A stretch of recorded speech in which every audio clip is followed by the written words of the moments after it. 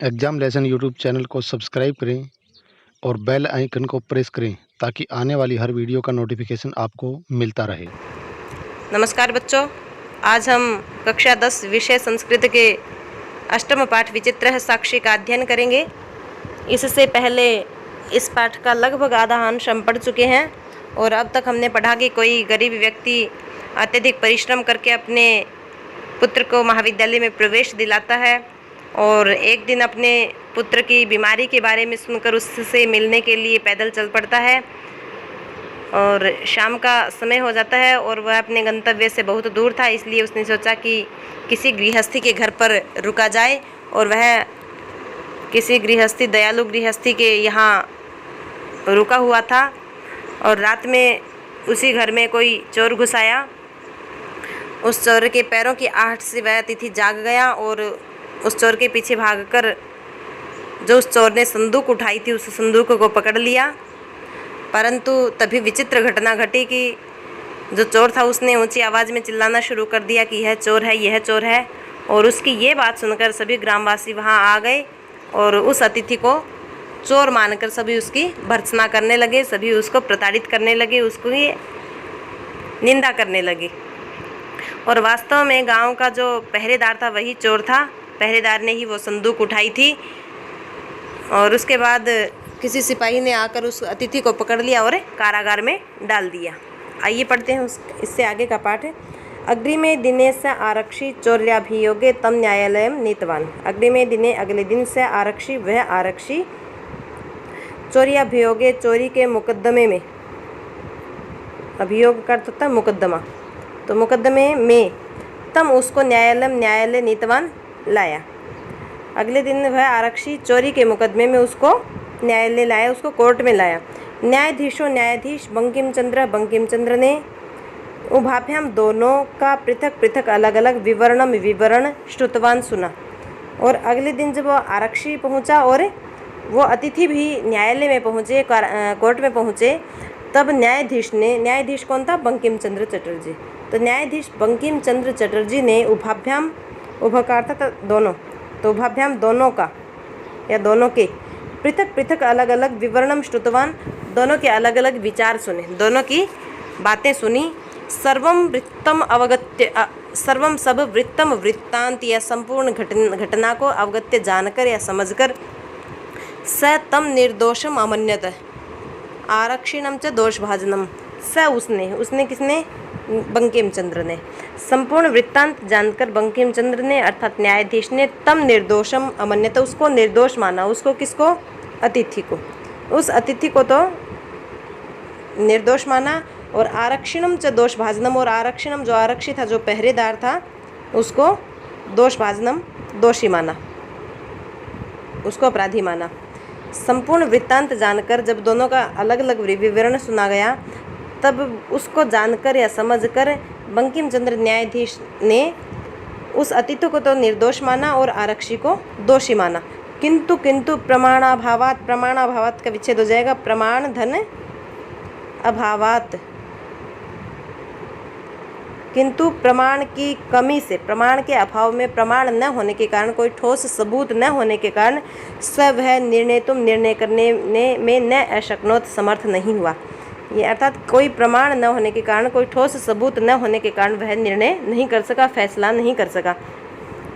ततोसौ तौ अग्रिमे दिने उपस्थातुम आदिष्टवान। तथा उसके बाद असौ, उसने, बंकिम चंद्र ने, तौ उन दोनों को अग्रिमे दिने अगले दिन उपस्थातुम उपस्थित होने का आदिष्टवान आदेश दिया। तो उस दिन बंकिम चंद्र न्यायाधीश जो थे वो प्रमाण न होने के कारण सही निर्णय नहीं कर सके, परंतु उन्होंने भी मान लिया था कि अतिथि जो वो निर्दोष है और आरक्षी दोषी है, परंतु प्रमाण के अभाव में वह निर्णय नहीं कर सका, इसलिए उसने उन दोनों को अगले दिन उपस्थित होने का आदेश दिया। अन्यद्यु का अर्थ था अगले दिन, अन्य दिन, तो किसी और दिन। तब वे दोनों न्यायालय में, उन दोनों ने न्यायालय में स्व पक्षम, अपना पक्ष पुनः फिर से स्थापित किया रखा। अगले दिन उन दोनों ने, किन दोनों ने? अतिथि और आरक्षी ने, उन दोनों ने न्यायालय में, कोर्ट में अपने अपने पक्ष रखे, अपना पक्ष रखा। तदैव कश्चित् तत्रत्यः कर्मचारी समागत्य न्यवेदयत् यत् इतः क्रोशद्वयान्तराले कश्चित् जनः केनापि हतः।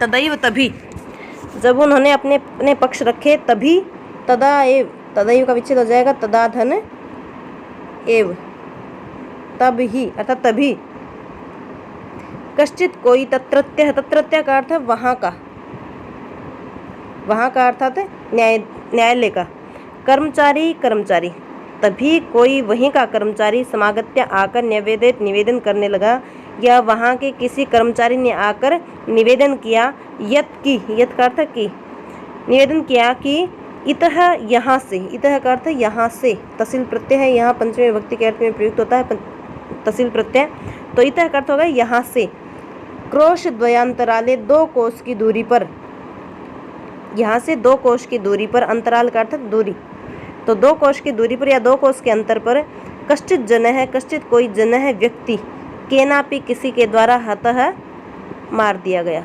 मारा गया है या मार दिया गया है। किसी वहीं के कर्मचारी ने आकर बताया, निवेदन किया बंकिम चंद्र जी को, और क्या कहा कि यहाँ से 2 कोस की दूरी पर कोई व्यक्ति किसी के द्वारा मारा गया है, या किसी व्यक्ति को किसी व्यक्ति ने मार दिया है, यहाँ से 2 कोस की दूरी पर। तस्य मृत शरीरम राजमार्गम निकषा वर्तते, तस्य उसका मृत शरीरम, उसका मृत शरीर अर्थात शव, उसका शव या उसका मृत शरीर, मरा हुआ शरीर, राजमार्गम निकषा, राजमार्ग के पास या सड़क के निकषा, निकषा का अर्थ था पास या समीप, वर्तते है। वहाँ के कर्मचारी ने निवेदन किया कि यहाँ से 2 कोस की दूरी पर किसी व्यक्ति को किसी ने मार दिया और उसका शव जो है वो सड़क के किनारे पर पड़ा है, सड़क के पास पड़ा है। आदिश्यताम किम करणीयमिति, और आगे उस कर्मचारी ने कहा कि आदिश्यताम, आदेश दीजिए, किम करणीयम, क्या करना है, अर्थात उस शव का अब क्या करना है, यह आदेश दीजिए। न्यायाधीश को कहता है कि हमें आदेश दीजिए कि अब उसका क्या करना है। न्यायाधीश आरक्षिणम अभियुक्तम च तम शवम न्यायालय आनेतुम आदिष्टवान। न्यायाधीश ने, बंकिम चंद्र जी ने, आरक्षिणम, आरक्षी को, अभियुक्तम च, और अभियोक्ता को, अभियोक्ता होता है जिस पर मुकदमा चल रहा है, तो आरक्षी को और उस अभियोक्ता को, तम शवम, उस शव को, न्यायालय में आनेतुम, लाने का आदिष्टवान, आदेश दे दिया। न्यायाधीश ने, बंकिम चंद्र चटर्जी ने आरक्षी को और उस अतिथि को, उन दोनों को वो शव न्यायालय में लाकर उपस्थित करने का आदेश दिया। उन दोनों का आदेश दिया कि वो शव उठाकर यहाँ न्यायालय में लेकर आएं। आदेशम प्राप्य उभौ प्राचलताम, आदेशम प्राप्य, आदेश पाकर, कौन सा आदेश पाकर, कि उस शव को न्यायालय में लाना है, ये आदेश पाकर उभौ, दोनों, प्राचलताम, चल पड़े। वो दोनों अतिथि और आरक्षी शव को लाने के लिए चल पड़े। तत्रोपेत्य, तत्र वहाँ, उपेत्य पहुँचकर, उपेत्य का अर्थ है पहुँचकर, वहाँ पहुँचकर, काष्ठ पटले, काठ के पटल पर अर्थात किसी तख्ते पर, निहितम, रखे हुए, पटाच्छादितम, पट का अर्थ होता है वस्त्र, वस्त्र से, आच्छादितम, ढके हुए,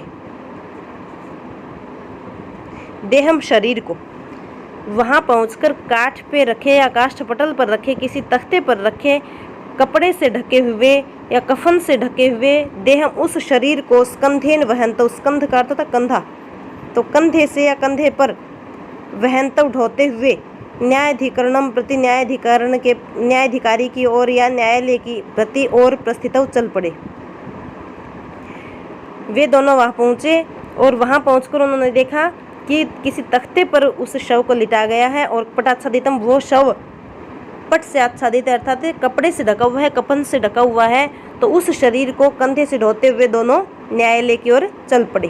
काष्ठ पर रखे या काष्ठ पटल पर रखे उस शव को, जो कपड़े से ढका हुआ था, उस शव को कंधे पर ढोते हुए दोनों न्यायाधीश की तरफ, न्यायालय की तरफ चल पड़े। आरक्षी सुपुष्ट देह आसीत, और इसमें जो आरक्षी था, जो पहरेदार था, वो सुपुष्ट देह, मोटा ताजा, आसीत था, तो आरक्षी तो मोटा ताजा था। अभियुक्त और अभियुक्त अर्थात जो अतिथि था वो अतीव कृशकाय, अत्यधिक दुर्बल शरीर वाला था, अत्यधिक कमजोर था। आरक्षी तो मोटा था और अभियोक्ता अत्यंत कृशकाय अर्थात पतला था, बहुत कमजोर था। भारवतः, भार के कारण या भारी शवस्य, शव को, भारी शव को, स्कंधेन, कंधे पर, वहनम, वहन करना या ढोना तत्कृते उसके लिए दुष्करम मुश्किल आसीत था। भारी शव को कंधे पर ढोना उसके लिए मुश्किल था। किसके लिए?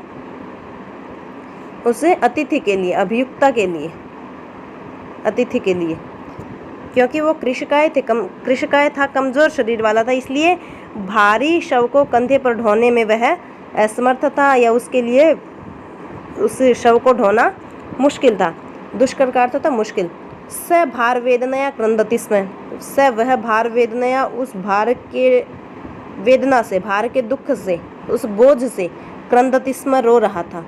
वह उस भार की वेदना से, वेदना करता था पीड़ा या कष्ट, तो उस वजन की, उस भार की पीड़ा से वह क्रंदति स्म रो रहा था। तस्य क्रंदनम निशम्य, तस्य उसका क्रंदनम रोना, निशम्य सुनकर, निशम्य करता था सुनकर, तो उसकी रोने की आवाज़ को सुनकर मुदित, मुदित करता था हर्षित या खुश हुआ। आरक्षी आरक्षितम उवाच, उससे बोला। वह अतिथि था जो था वो बहुत कमज़ोर था और वह कंधे पर उस बोझ को ढोने में असमर्थ था, इसलिए वह भार की वेदना से या पीड़ा से रोने लगा। और उसकी रोने की आवाज़ को सुनकर जो आरक्षित जो था, प्रसन्न जो आरक्षित था, उसने कहा, क्या कहा? उस आरक्षी ने उस अतिथि को, रे दुष्ट, अरे दुष्ट, तस्मिन दिने, उस दिन, तया तूने, अहम मुझे, चोरिताया चोरी की गई, मंजूषा या मंजूषा को, ग्रहणात ग्रहण करने से, वारितः छुड़ाया था। अर्थात जब आरक्षी ने जिस दिन चोरी की थी उस दिन उस अतिथि ने उसकी संदूक उससे छुड़ाई थी, उस गृहस्थी की संदूक छुड़ाई थी, इसलिए आरक्षी को जो अतिथि था वो बहुत बुरा लग रहा था। इसलिए उसने कहा कि अरे दुष्ट, उस दिन तूने मुझे वो चोरी की गई मंजूषा को ग्रहण करने से छुड़ाया था, अर्थात मेरे द्वारा चोरी की गई मंजूषा को तूने वापस ग्रहण कर लिया था। इदानीम, अब, निज कृत्यस्य, अपने किए का फल भुंक्ष्व भोगो, अब अपने किए का फल भोगो, अर्थात तुम उस दिन मुझसे वो संदूक न छुड़ाते तो आज न्यायालय में नहीं होते। तब उसने कहा कि अरे दुष्ट, तुमने उस दिन मेरे द्वारा चोरी की गई मंजूषा को मुझसे छुड़ाया था, इसलिए अब अपने कर्मों का फल भोगो, अर्थात इस बोझ के दुख से अब रोते रहो। अस्मिन चौर्याभियोगे, इस चोरी के मुकदमे में, अभियोग का अर्थ था मुकदमा, इस चोरी के मुकदमे में तम तुझे वर्ष त्रय से 3 वर्ष का कारादंडम, कारादंड लक्ष्य से प्राप्त होगा, या इस चोरी के मुकदमे में तुम 3 साल का कारादंड प्राप्त करोगे या कारावास प्राप्त होगे, अर्थात 3 साल की तुम्हें कैद होगी। इति प्रोच्य, ऐसा कहकर, उच्च ही जोर से, अहसत हंसा, ऐसा कहकर वह जोर से हंसा। कौन?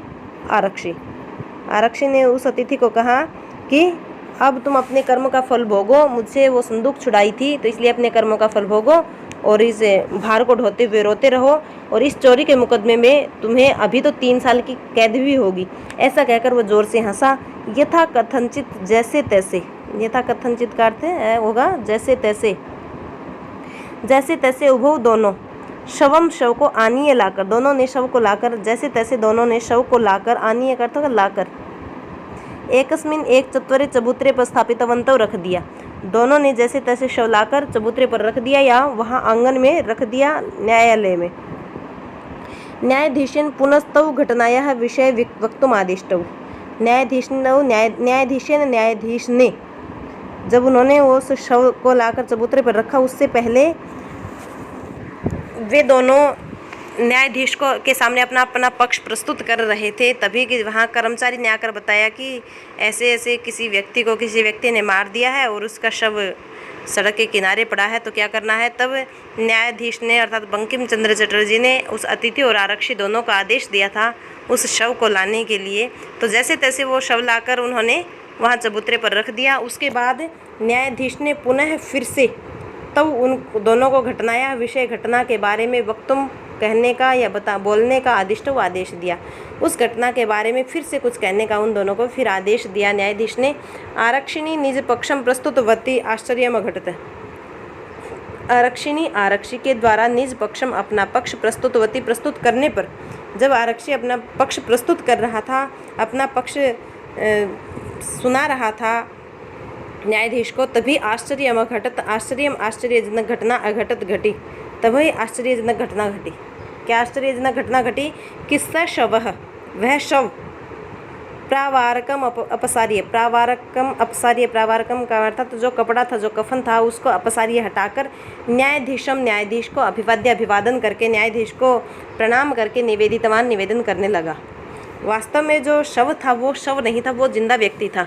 और ये युक्ति जो थी वो न्यायाधीश बंकिम चंद्र चटर्जी द्वारा स्थापित की गई थी या उनके दिमाग की उपज थी। तो जो व्यक्ति था, जो शव लाने के लिए जिनको आदेश दिया था, तो वो जो मरा हुआ व्यक्ति उनको दिखाया गया था, वो वास्तव में जीवित व्यक्ति था। तो उस जीवित व्यक्ति ने उन दोनों की घटना, जो रास्ते में घटना घटी थी, जो आरक्षी ने अतिथि को कहा था, वो सब सुन लिया था। और जैसे ही न्यायाधीश ने उन्हें फिर से घटना के बारे में बताने का आदेश दिया और आरक्षी ने अपना पक्ष प्रस्तुत करना चाहा, तभी आश्चर्यजनक घटना घटी कि उस शव ने प्रावारकम उपसार्य, अपना कफन हटाकर न्यायाधीशम अभिवाद्य, न्यायाधीश को अभिवादन करके निवेदितवान, निवेदन किया। या वो शव अपना कफन दूर फेंककर न्यायाधीश को निवेदन करने लगा या कहने लगा कि मान्यवर, हे मान्यवर, एतिन आरक्षिणा, इस आरक्षी के द्वारा अध्वनि, अध्वन का अर्थ था मार्ग, मार्ग में सप्तमी विभक्ति है अध्वन शब्द में। तो इस आरक्षी के द्वारा, इस पहरेदार के द्वारा रास्ते में यदुक्तम, जो कहा गया, तद वर्णयामि, वो बताता हूँ। उस व्यक्ति ने कहा कि इस आरक्षी ने जो रास्ते में कहा, मैं वो बताता हूँ। और क्या कहा था उस आरक्षी ने? उस अतिथि को कहा था कि त्वया हम चोरिताया मंजूषाया, त्वया तूने, अहम मुझे, चोरिताया चोरी की गई, मंजूषाया मंजूषा को ग्रहणात ग्रहण करने से वारितः हटाया था, अर्थात तुमने मेरे द्वारा चोरी की गई मंजूषा को छुड़ाया था, संदूक को छुड़ाया था। अतः निज कृत्य से फलम भुंक्ष्व, अतः इसलिए निज कृत्य से अपने किए का फलम भुंक्ष्व, फल भोगो। ये बात हम पहले भी पढ़ चुके हैं जब आरक्षी ने उस अतिथि को कही थी। अब वो व्यक्ति जो शवासन पर लेटा हुआ था, शव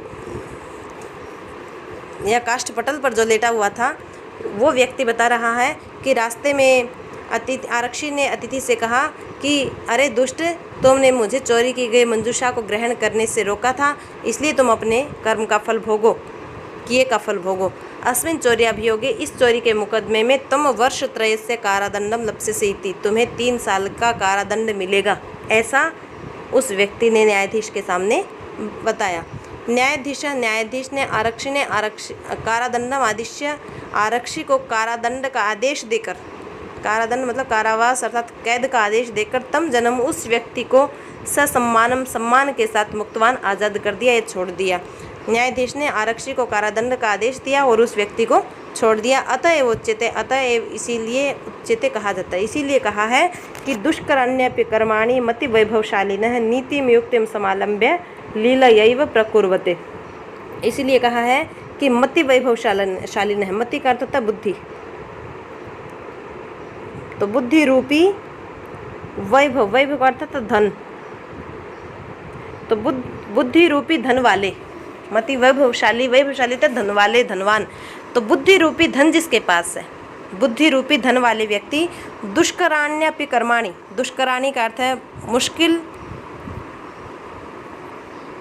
अपि का अर्थ हो गया भी, और कर्माणि का मतलब काम। जो बुद्धिमान लोग हैं वो मुश्किल कामों को भी लीलयैव प्रकुर्वते, लीलया एव, खेल खेल में या मनोरंजन में, खेल खेल में ही प्रकुर्वते कर लेते हैं।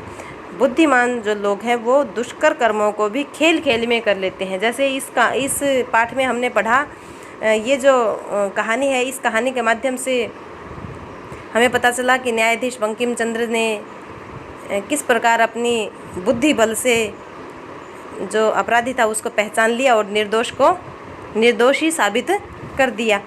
तो इसलिए कहा है कि बुद्धिमान जो लोग हैं वो दुष्कर कर्मों को भी खेल खेल में कर लेते हैं। किस प्रकार? नीतिम युक्तिम समालंब्य, नीतिम नीति का और युक्तिम युक्ति का समालंब्य, आलंब लेकर या आश्रय लेकर, नीति के और युक्ति के आश्रय से, नीति और युक्ति का आश्रय लेकर या नीति और युक्ति का सहारा लेकर खेल खेल में ही बुद्धिमान लोग मुश्किल कार्यों को भी कर लेते हैं। और इसी के साथ हमारा पाठ पूर्ण हुआ।